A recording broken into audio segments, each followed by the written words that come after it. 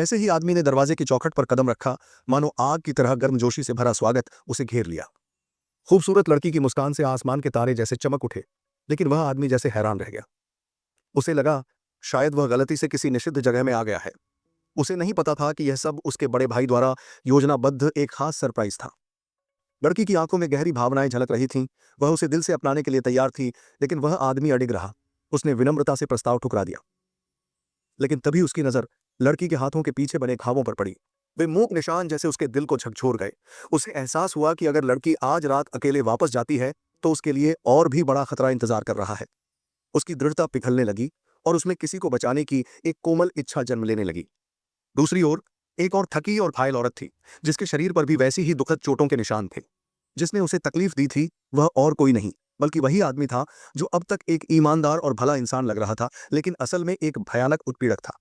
और उसका अगला निशाना यही लड़की थी। लड़की को एक फोन आया जिससे पता चला कि वह दरिंदा उसे ढूंढ रहा है और उसे सतर्क रहने के लिए कहा गया। मजबूर होकर उसने फिलहाल इसी जगह को अपना अस्थायी आश्रय बना लिया। इस सुरक्षित जगह पर आदमी ने अपनी भलमनसाहत दिखाई। वह खुद सख्त लकड़ी के सोफे पर सो गया और लड़की को आरामदायक बिस्तर पर चैन की नींद लेने का मौका दिया। विदा के समय लड़की की कृतज्ञता भरी एक हल्की सी चुंबन जैसे चुपचाप उस आदमी के दिल में अंकित हो गई। दो अकेले दिलों के बीच इस अल्पकालिक परिचय ने एक अजीब एहसास को जन्म दिया। लेकिन किस्मत को जैसे खेल खेलने का शौक था। वे सोच भी नहीं सकते थे कि इतनी जल्दी उनकी दोबारा मुलाकात होगी। आदमी की जिम्मेदारी थी एक जगह की सुरक्षा देखना, और वहीं लड़की का कार्यस्थल था। अब एक अलग तरह का संघर्ष शुरू हुआ, प्रेम बनाम कठोर वास्तविकता। एक युवा गैंग मेंबर उस खूबसूरत लड़की को देखकर प्यार में पड़ गया, लेकिन कड़वी सच्चाई ने उसे जमीन पर ला दिया। मैनेजर सख्ती से काम बांट रहा था, तभी अचानक लड़की भागती हुई बाहर आई। उसका चेहरा पीला पड़ चुका था, सांस लेने में दिक्कत हो रही थी। आदमी सब कुछ छोड़कर उसकी ओर दौड़ पड़ा, जैसे एक अभिभावक उसे सांत्वना देने लगा।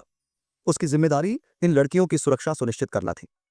भले ही वह हकीकत को स्वीकार नहीं कर पा रहा था, फिर भी वह जानता था कि हर किसी को अपनी राह चुनने का अधिकार है, चाहे वह राह कितनी ही कठिन क्यों न हो।